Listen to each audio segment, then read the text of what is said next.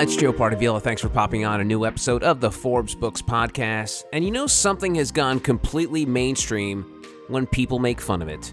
Over the past year, cryptocurrencies have been brought up on Saturday Night Live, Real Time with Bill Maher, and all of the late night talk shows. So this week I want to do a deep dive into crypto with Brandon Zemp, the host of the BlockHash Podcast, which was named one of the best blockchain podcasts in the world. And when I mean world, I'm not kidding. I'm connecting with Brandon in his home office, not in New York or Silicon Valley, but in Colombia. Brandon, how are you? I'm doing good. Thanks for having me. Well, the pleasure's mine, and I got to start with, how does a kid who grew up in Oregon and Vegas end up in the land of Pablo Escobar? Because this is a crazy story. I don't know how this happened, so I really want to know how it happened. I don't think it's too crazy of a story. It's, you grow up in the U.S. and the last, few years, a lot of people watch Narcos. So their initial, view of Colombia is, oh my God, there's like all the drug trafficking and Narcos, and that's where Pablo came from. And it can't be safe. They hear about kidnappings on the news all the time and all these problems. But the reality is that just doesn't exist down here. And it's just kind of funny. The way I ended up getting down here is after I graduated from college, I was, looking to explore other options than, just dive into my med school studies at the time. So I was pre-med and I just graduated my neuro degree. And I was looking to go to medical school. But I wanted to take some time off, and I had friends of mine and some mentors tell me that, you got to go check out Medellín. Medellín is like the next place to be. I'm like, isn't that where Pablo's from? And they're like, dude, that was 30 years ago. Way different. Like, you just got to go see it. So I went and saw it, traveled a little bit in Latin America, fell in love with the city down here in Medellín. It was just absolutely shocked how different it actually was compared to the image I had in my head and the image I think most Americans have in their head of what Colombia is like nowadays. Sure, there's some issues here too, but there's issues in every big major city in the world, especially in the U.S. So, and I've been here a ton the last 3-4 years, and to be honest, I've never really had an issue, and I've never felt unsafe. And I've went to college in Los Angeles and grew up in Portland and spent a lot of time around the Seattle area, and I can tell you those places are a lot more dangerous right now than Medellín. So. Cool. And you mentioned that you were on sort of like this pre-med track. You got your degree in neuroscience, and then you took this wild left turn. So it's safe to assume you almost described like a gap year there where you were kind of searching for something or trying to find yourself. Tell me about that sort of, for lack of a better word, like gap year for you. Yeah, I was, again, planning to go to medical school, just graduated with my neuroscience degree. And I started really thinking about it, and I was like, why would I want to go to school for another 10 years and be stuck in that entire track and be stuck in residency? And by the time I'm actually a doctor and I could practice, I'd be in my 30s, and I don't think I was going to be very happy if I went down that path. So I was just like, all right, let's just explore some other options and take some time. There's no rush to go to medical school right away if it's going to take that long anyways. So just kind of took a year, traveled a little bit, explored some other avenues, really fell in love with investing, really got myself caught up with crypto at the time, made some investments in crypto back in 16 and 17, super early when things were still very, very cheap at the time when they weren't mainstream. Made some good money on some of that, was very surprised by it, and kind of piqued my interest more. I'm like, okay, well, I made some money doing this. Maybe I should explore the technology a little bit more and play around with it. And so kept meeting people, kept traveling, started a company, started a podcast, just did everything I could to learn more about the industry and the space while it was still young, and kind of just fell in love with it and just decided to stick with that. And I was like, all right, I'm just going to put medical school on the back burner. This is working out so far, so I'm just going to go that direction. And today I look back at it, I'm like, I'm 26, almost 27, and I'm like, yeah, I'd still be in medical school. I'd be really unhappy right now, but at my point in life, going this direction, I feel like I've been far more successful. So I'm definitely happy going right versus left in that scenario. Nice. Well, let's dig into blockchain. And the problem with blockchain is that it's really hard for people to explain it in layman's terms. if you Google it, the first thing you see is like blockchain is a shared immutable ledger for recording transactions, tracking assets, and building trust. Hmm. So can you, now that you've been in this field for a few years now, how, when you're at a party, when people used to have parties, how would you describe what blockchain is? I just to say it's magical internet money. There's really no way to really break it down simply for somebody, and that's pretty much what I do. I try to do it all the time. It's difficult. I compare it to the internet because essentially what it's doing is creating a new adaptation, a new layer for the internet. We call it like Web 3.0. It's again becoming a very popular term, making the internet more decentralized, more secure, more private. And blockchain is the layer that makes that possible. That's the best way to explain it for anyone that's just trying to understand it. But I compare it to the internet because, people don't really understand how the internet works either. True. I mean, they go to Google and they search something and they get a result and they're happy with it. And it's great. That's how the internet should work. But they don't understand all the dynamics between servers. They don't understand the dynamics of the ocean cables that run under the sea to make it possible for you to Google something in a different country. They don't understand the infrastructure that goes into it that makes it a reality, or the entire history through the dot-com bubble and the companies and what they had to go through to really develop and grow, and the government putting programs together. Like, there's so much that goes into what made the internet possible that no one just understands. They only understand it on a surface level with applications on your phone or being able to use Google, basic stuff like that. It's there. So Right. blockchain, I explain it kind of that way as well. It's going to be one of those technologies that's like a back-end technology in a lot of ways where you don't need to really understand how it works. You just need to know that it works. Right. And so, pardon the pun, a blockchain is the building block for cryptocurrency. Is that a correct assumption? Yes. So cryptocurrencies are, think of it as some type of product or service that you can build on top of blockchain. And blockchain is the technology underneath that. And so crypto is obviously very hot, and as you mentioned, has gone mainstream. Although as we're recording this, Bitcoin has pretty much lost all its gains from 2021. And a lot of people always bring up sort of this roller coaster of crypto. And although, I mean, you could pretty much say that about anything, the stock market or housing market. So when people come up to you and ask you about, hey, is crypto something I should get into or something like that? Do you warn them about this sort of roller coaster that they will be part of if they do, in fact, go deep into using cryptos? Oh yeah, I tell people, investing in crypto, it's not for everybody. Like, the difference between crypto and the stock market, like, let's say you want to invest in stock. The bell rings in the morning and bell closes. The market's, late in the afternoon, and then it's a Monday through Friday process, and then you don't really have any access to it after that. So it's a very easy market to figure out and to learn about, which, makes stock investing a little bit less volatile. There's a lot more capital controls. With crypto, it's a 24/7 market. It's going while you're sleeping. It's going on a Sunday. It's going while you're walking your dog. And, you don't have to worry about just, one market. Like the stock market in the U.S., you only have to worry about, the U.S. market for the most part. It's very simple. But in crypto, you have to worry about the global market, because if people decide to sell off in China or go on a buying spree in Singapore, that can affect the entire market globally. And that's what people, don't really take into account when they decide that they want to invest the first time. And that's how people, really get hammered.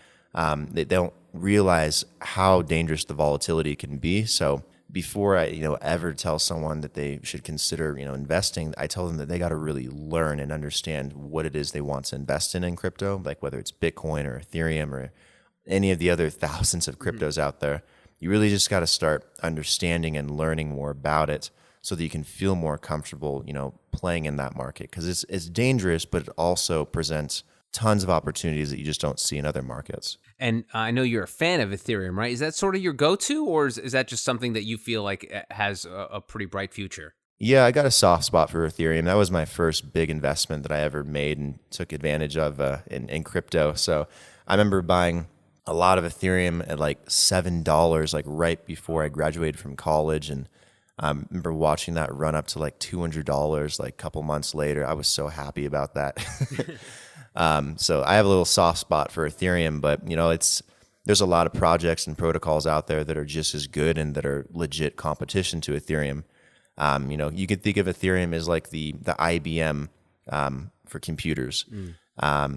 And there's tons of competition that would be comparable to like Microsoft or Apple, thinking about Cardano or thinking about Tezos or EOS. There's tons of other projects out there that are just as good creating solutions that solve the problems that, Ethereum has. So there's a lot of competition in the space now. So I can't say that, Ethereum's my favorite anymore, but I do have a little bit of a soft spot for it.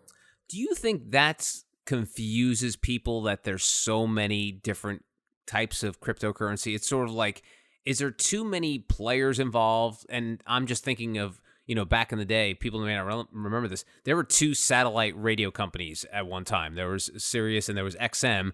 And people were like, wait, which one do I choose? They're both satellite radio. I think they're both commercial free. They eventually merged.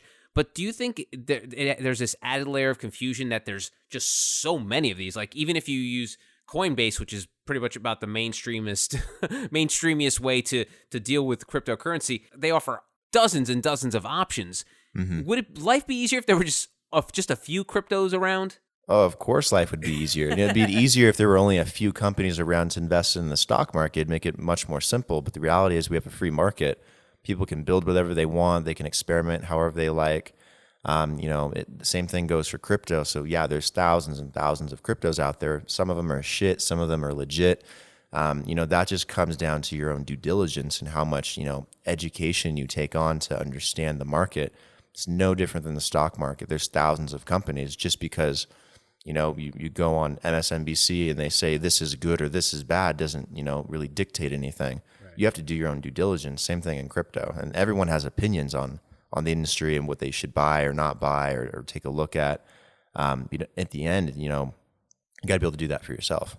And one more thing that I'm thinking that probably affects crypto in a negative way is sort of the Dogecoin phenomenon that happened, which was basically like a meme generated cryptocurrency. And then you have the likes of Elon Musk, who 1 minute saying he loves all these cryptocurrencies, and then all of a sudden he's on SNL saying, yeah, Dogecoin's a joke. I mean, that can't be good, right?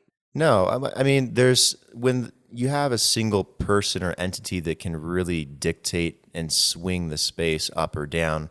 Elon Musk, back in January was making tons of positive comments about Bitcoin and putting it on Tesla's balance sheet. And then you saw this massive $30,000, $35,000 run up in Bitcoin.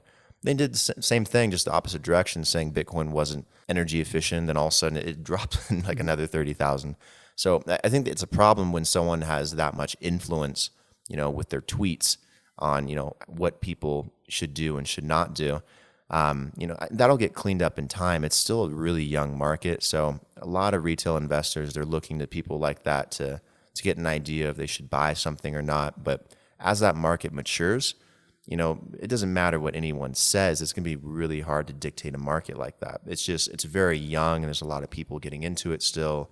A lot of people just looking up to other people and following other people's trades and other people's advice. And that's what gives like Elon Musk so much credibility, whether he deserves it or not.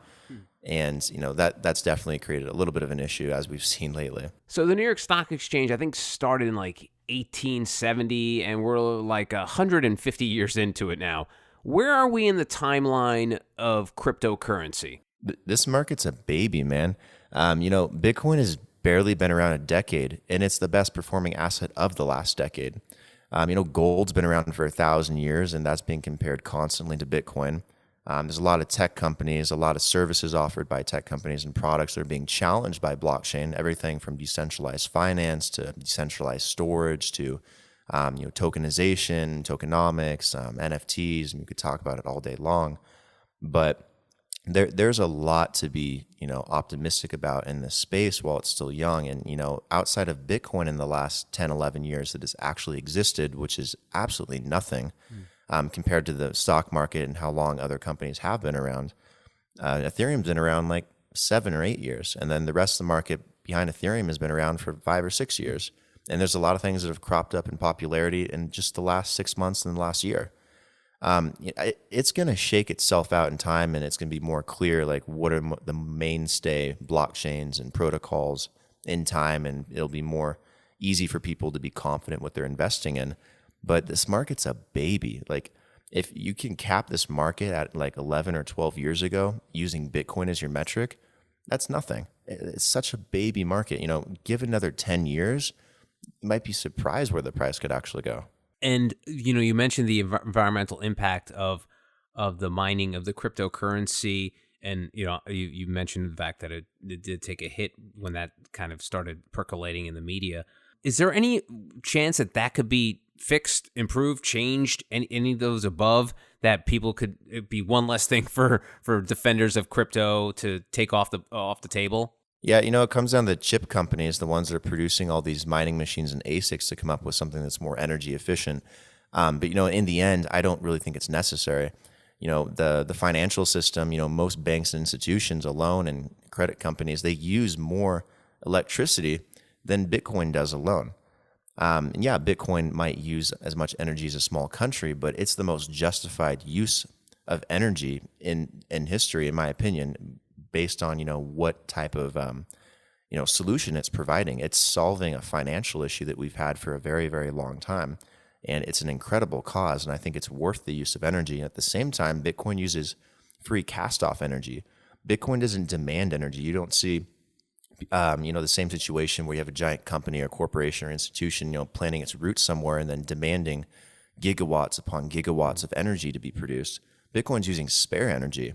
And that's why, people are incentivized to use miners, because they just go to free areas where there's excess energy and you have really cheap blocks of it per kilowatt hour.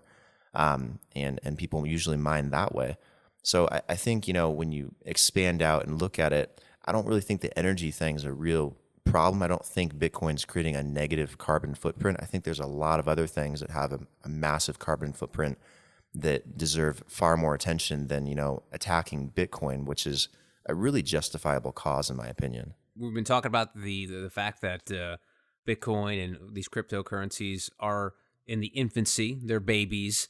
But how far down the road do you see it maturing that you see more and more places accepting Bitcoin for payment? For example, I was just driving in New Jersey, and there was a gas station that accepts Bitcoin. At what point do you see this? I mean, I'm sure you've given it some thought where it'll be more readily accepted in your either Walmarts, Costco's, or even your own bodega down the street. Where do you see the future of that? The biggest challenge still is creating infrastructure, and infrastructure comes from the banks being on board, and the banks being on board comes from more government regulation. And there's a lot of talk. I think the U.S. House of Reps Financial Committee is going to have a hearing on that. The Fed's trying to create their own digital version of the dollar as well. The Office of the Comptroller a year ago already gave all the banks in the U.S. a green light to touch crypto and offer crypto services and custody. So I think everything's, in the process and underway. PayPal is, allowing you to accept and buy, hold crypto, and so is Venmo, and the Cash App's been doing it for a while. And there's terminal services starting to come out. There's already been ATMs out for years. It won't be long, in my opinion, before you start seeing Starbucks accept Bitcoin, before you start seeing a mom and pop shop accept Bitcoin. It's around the corner. It's just, one, there's got to be demand for it, which means everybody's got to want it. And I think a lot of people are starting to now for the first time, because they're realizing, what it's been able to do for them despite, the pandemic and COVID in the last year, and some of the hardships, and the fact that the U.S. government's printed so much money. You're better off putting your stimulus checks into Bitcoin, and that's what a lot of people did. And I think that, as this industry continues to mature, as we see more people adopt it, I think you'll start seeing it to be more commonplace for someone or a business to accept crypto, and you'll be able to spend it every single day. But it boils down again to just a lack of infrastructure around the technology, but it's coming. It's just coming at a slower pace than, we'd like it to. And the reason a lot of folks love cryptocurrency is the fact that there is no real regulation. It sort of polices itself with the blockchain. But do you feel like a little bit of regulation wouldn't be a bad thing? No, there's nothing wrong with regulation. When people think of regulations, they always think of it in a negative connotation. Yeah. But the reality is regulations give clarity in most cases. So, if we have positive regulations that give more guidance and more clarity, outside of just relying on SEC rulings and stuff like that, and the IRS telling us what to do, and the government, they actually can sit down and come to consensus on something, then, get a bill passed or something like that, or get an executive order out there, that stuff helps. That helps promote it. That helps make companies and banks and institutions feel more comfortable offering more services. And that's really the backbone of the issue, right? We need more regulations, and that sounds counterproductive, but the reality is it's going to make these companies and whatnot more comfortable creating these products for us, making this infrastructure a reality. And I'll put you on the spot. Is there one regulation where you would wave a magic wand and be like, hey, this one regulation would definitely help things? Is there one atop of mind that you think that could definitely help the growth of crypto? I think if they could actually put it into its own asset class so there was more clarity. I think one thing that really holds it back is people get really scared what they're supposed to report to the IRS. And depending on how you're earning crypto, whether it's through mining or an airdrop, that could be considered income. If you buy it and sell it and it goes up, you have a capital gain problem. And then there's other countries coming out and making it a currency. So what happens if you, do business overseas and you're a large corporation operating with crypto? Does that become an issue where you get taxed in multiple jurisdictions? It really boils down to tax, in my opinion. Yeah. Once that, gets sorted out, once there's a little bit more clarity on what crypto is in the eyes of the law versus, what it actually is. And then how it's going to be taxed, how it's going to be regulated. And then I think that'll make people more comfortable touching it. And they are comfortable touching it right now, but even more so. Do you find this being more of a generational thing? Because I know you say it's around the corner, but do you feel like, I think about the electric vehicle. In the early 2000s, there was like this whole film documentary called Who Killed the Electric Car, after the initial electric cars were kind of kiboshed by the automotive industry. Mm-hmm. Fast forward 15 years later, the aforementioned Elon Musk creates Tesla, and then obviously there's other electric vehicles that are readily available for consumers to purchase now here in 2020, 2021. Could it be that maybe we're just too early, and maybe that the folks who are in charge of things, whether it's politicians, whether it's the bankers, that maybe it's going to take another generation of folks like yourself, and not just because you're in your mid-20s, but will it take folks in your age bracket now 10 years to have control and be able to add regulation, make it more readily available, make it easier so your local store or even big store can use it for selling items and for services? Is that a possibility where it just could be like, hey, the next generation has to come in and take over? It's, that's an entirely true possibility. There's a lot of people generationally that are, older, that don't, understand technology like this, that, barely understand the internet. I like to use Facebook as an example. When Zuckerberg was on Capitol Hill and they're asking how Facebook makes money. And it's just like, we're all like stunned watching it on TV. And like, well, they sell ads. They're like, how do you guys make money? You don't sell a product. You don't sell a service. How can you be a legit company? We sell ads.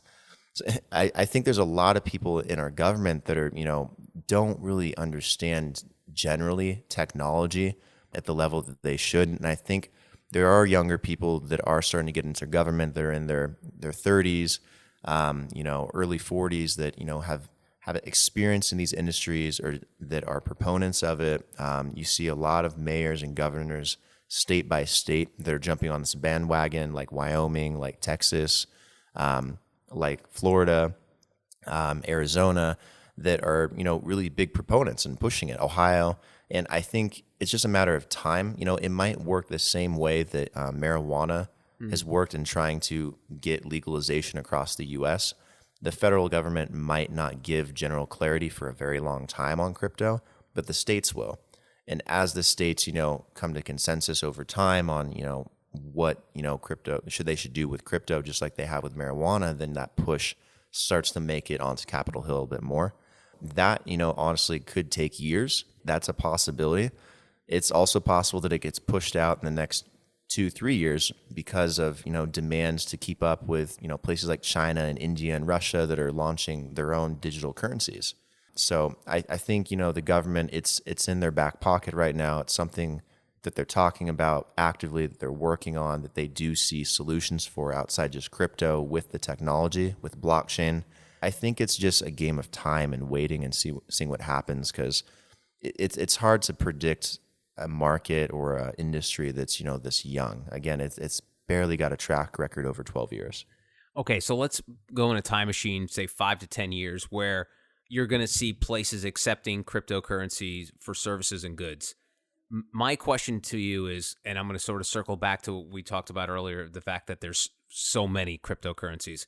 Will it come down to certain stores, certain companies accepting specific cryptocurrencies? Like, could you use Ethereum at one store but not another because they only accept Bitcoin? Will that be a problem? It could be a problem. I think it'll start with really simple solutions. I think Starbucks, honestly, will be like one of the very first to do it, because it's really easy to transition from their Gold Star loyalty program to offering a token as a loyalty, or to allowing you to accept crypto. And those ones, the bigger franchises, the ones that have the most pull, will be able to make that kind of stuff go more viral more quickly, because they'll offer incentives to make it happen. It's really tough to say, but I think it's going to start with something like that, and it's just going to have to pull people into the space and draw them more towards it and give them that option. It's like using like the Apple Wallet or Samsung Wallet. Like, not everyone uses it, but it's helpful to sometimes not have to have your credit or debit card on you, right? And just have your phone and just be able to tap on the terminal, and it's paid for. Everything's kind of gone like touchless too. You don't really use your chip or swipe a card anymore. You just, tap the terminal and it pays automatically. We're getting closer and closer to everything being so digital. Blockchain is really not that much farther away. And there's a lot of ways to integrate it very easily through Samsung's wallet maybe, or Apple's wallet potentially in the future. Bank of America or Wells Fargo or Chase, potentially having their own solution or their own terminal that accepts crypto that they start giving out to all these businesses. That's part of the infrastructure that I was talking about earlier. And I think once that becomes more prevalent, I think that'll, answer our questions on that. And we're right around the corner. So I think in the next year or two, you're going to start seeing it legitimately in all these places. And then the question is, how fast will it catch on? Will it be popular? Will people really want to do that? Will there be drivers? Will there be some type of black swan event? Will there be trillions of dollars pumped into the economy? I don't know. You know what I think, Brandon? I love to oversimplify things. You have to just make it easy for people. You have to make it so freaking easy. The internet didn't take off until high-speed broadband came around, because people were like, oh, wait, I can't use, and Brandon, you're a little too young to remember this, but back in the day, you used to have to use your phone line in your home to connect to the internet, and you couldn't use that phone while the phone was connected to the internet. So, and then once high-speed internets came in, all of a sudden, everyone's like, okay, cool, I could be online all day long, no problem whatsoever. So I think the problem with crypto right now, it's just too complicated, and bringing up the fact that maybe one place will accept Ethereum, another place will accept Bitcoin. You've just got to make it so freaking easy for people, where they're like, okay, I can use whatever cryptocurrency I want when I go down to fill in the blank. You want to go into Dunkin' Donuts, you want to go into a Subway sandwich shop, and then make it easy. Once that happens, Brandon, I believe that's when cryptocurrency will become so mainstream that we'll not be having these discussions about blockchain, what blockchain is, or what is a cryptocurrency. It just got to get a lot easier. Exactly. And that's the key. People are going to want something from a UI perspective that's so easy, where they just push a button and it works. Tap your phone and it works. Swipe a card and it works. Like, that's how our society functions. We don't care about the details. We don't care how it works. We don't care about the logistics. We don't care about supply chain. We only care that it works and it's simple and it makes our lives easier and more efficient, right?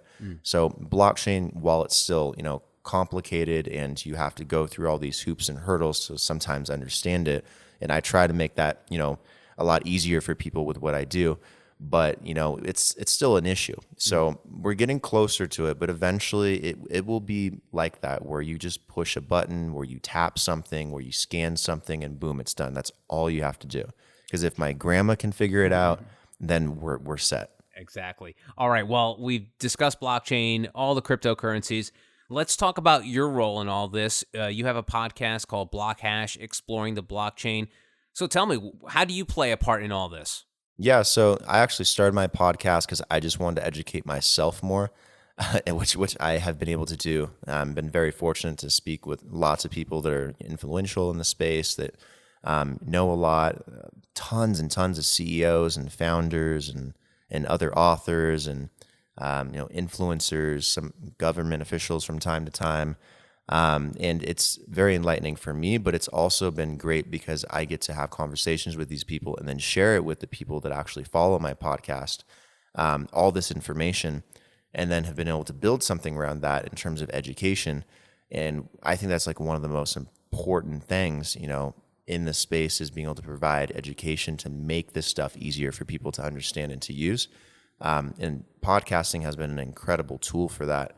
And it's a really easy form of content to consume because you can, consume it everywhere, in the shower, in the car, walking your dog, making a meal at the gym, whatever. You don't have to do too much to consume that type of information and learn something. So I've definitely gone down that road for a while. And it's been a lot of fun. I really enjoy it. I'm sure you do too. You do a podcast. Yeah, and one of the things that I was going to ask you is, after a while, every podcast, it's sort of like the rinse and repeat thing of a washing machine. You prepare for it, you do it, you fold the clothes, and you're done with it. But do you have one? I think you have over 100 episodes of BlockHash. Were there any along the way where you had sort of like your Oprah aha moment, like, wow, I didn't know that? Or did you have one of these, maybe it was a guest or something, a discussion that was part of the show that you're like, oh my God, this is life-changing or life-affirming for me? I don't know if I had like a life-changing moment on the show, but I've definitely had moments where I've like had some people come on the show and I've been like, damn, I made it. Like, my podcast is cool. I got this kind of person on my show. I won't name names or anything, but there's been quite a few people that I'm very lucky and fortunate to have on my show. Some of them, that weren't even that popular until, as of lately, in the last 6 months or last year. So it's cool, being in an industry that's young and getting to meet literally everybody, and then watching them grow and go through, their challenges and struggles in the industry, and growing a company or a startup and becoming fairly well known. I've learned a lot from that stuff as well. And I don't know, for me, it's a unique experience. I don't know how else to explain that. And I know you've written books before, but you're working on something with Forbes now.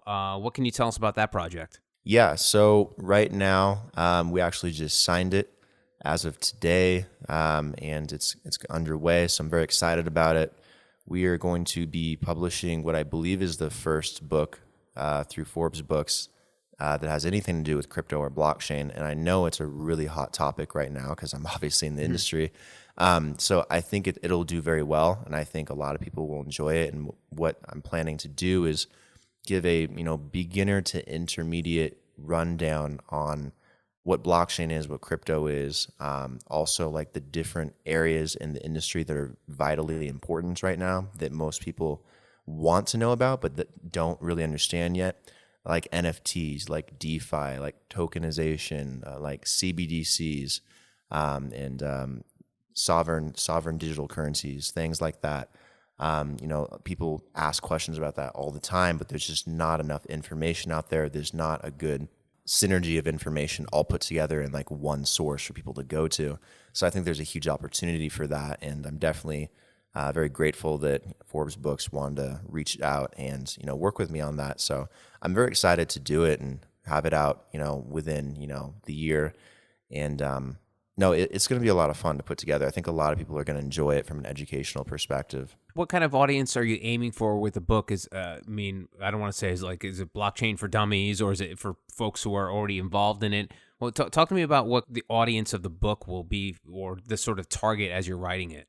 Yeah, there'll be some surface level stuff, obviously, and there'll be some more deeper level complex stuff as well to kind of explain some topics. So there'll be stuff in there for everybody, but generally it'll be for people, I'm guessing, between 18 and 35, 18 and 40, because there's a lot of people that are getting into this industry that want to get a job or start a startup or a business or invest or, do something with crypto, with blockchain, with fintech, but just have no idea what to do. So I want to lay out all those options for them and lay out the industry as clearly as possible, almost like a guide map, so that they have a launching pad if they want to be a part of it. And at the same time, it'll also, be service level enough that, if you are older, if you consider yourself a later generation, that you'll be able to, have a grasp on what some of these things are and the technology, as much as possible so that they can use it as well. Cool. And so you got the podcast, you got the book, but from what I understand too, BlockHash is a consulting company as well, correct? Yeah. So my podcast is owned by my company, BlockHash. My company, BlockHash, it is a consulting, coaching, educational company solely around blockchain. So what we do is we take on clients that want to do some kind of work, that want to use the technology, that might want to, or people that want to invest, or whatever it may be, and we provide them whatever education they need, the connections they need, outsource in whatever way they need to accomplish whatever goal they have, whether it's an artist or an investor or a small business that wants to accept crypto, or even a franchise. We've been working with a few as well that want to incorporate blockchain in some type of way to offer something to their customer base. There's a lot of different avenues to go down, but aside from the education, there's not a lot of places you can go where you can get connected in the right way to all the people you need to know to make whatever it is you want to do happen. So it's like us holding their hand through the entire process and guiding them to whatever their goal is in that aspect, if that makes sense. And let me get all deep, Barbara Walters, Oprah style on you. Cool. I mean, obviously, a company's mission is to be successful, make money, but what's the mission of BlockHash? Why did you start it, and why does it exist? The mission for BlockHash is, I would say, to bridge that educational gap. Like, that is its sole mission. There's the technology that no one really understands, and then there's the people. And there's hardly any kind of bridge in between that gets people to the technology, that gets people to understand it better, that makes it easier to use for someone to get a job in or take a course on in college. Like, there's just not a whole lot there. So the goal for the company is to be that bridge, to be that educational walkway so that people can, enter this industry and be involved in this industry, experience this industry. And we do that through so many different, avenues, whether it's just consulting, one-on-one coaching, whether it's creating educational content, so many different ways. But I guess in essence, the mission is, to be that educational bridge. And I'll just end on a goofy question. Why BlockHash? What does that mean? I was going for SEO, to be honest. Like, I want to do something with blockchain, but I was like, I can't really think of anything creative. And I was like, okay, well, this was like a long time ago. And I was like, okay, well, hashing has a lot to do with, crypto, and block is short for blockchain, and block and hash are high value keywords. So I was just, okay, BlockHash, that works. Awesome. And Brandon, if folks are now super curious after listening to this conversation, probably have heard the terms blockchain and cryptocurrency in passing before, but now really want to learn more about it, what's the best way to get a hold of you and find out more? I'd say if you want to learn more immediately, right off the bat, just go check out the podcast. You can find it literally anywhere: Spotify, Google, Apple, yada, yada. Just type it in on Google, BlockHash Podcast, BlockHash Exploring the Blockchain. It'll pop right up. And then if you want to get in contact with me, go to blockhashteam@gmail.com, and you can reach out to me there with any kind of inquiry you have. I'll reach out to you or my assistant will, and happy to answer questions that way. And then obviously on social media, on Twitter, you just go to @ZempBrand, or on Instagram @TheBlockHash. I'm sure that there's going to be like episode notes, right? So you can probably just throw it in there. Sure. Yeah, that's a good idea, Brandon. Thanks a lot. Thanks for that. Okay, cool. Brandon, thank you very much for taking the time. I really appreciate it. I wish you the best of luck, and looking forward to the book. Yeah, I appreciate it. I'm looking forward to it as well. And that's it for this edition of the Forbes Books Podcast. If you enjoyed the show, make sure you take a second to subscribe so you automatically get the new shows when they drop. Also, if you have a minute, I'd love if you left us a review so more amazing entrepreneurs like yourself can discover the show. And please, don't forget the golden rule and treat others as you want to be treated. Thanks for listening. Until next time, adios. This has been a production of Forbes Books Radio. Find out more at ForbesBooksRadio.com.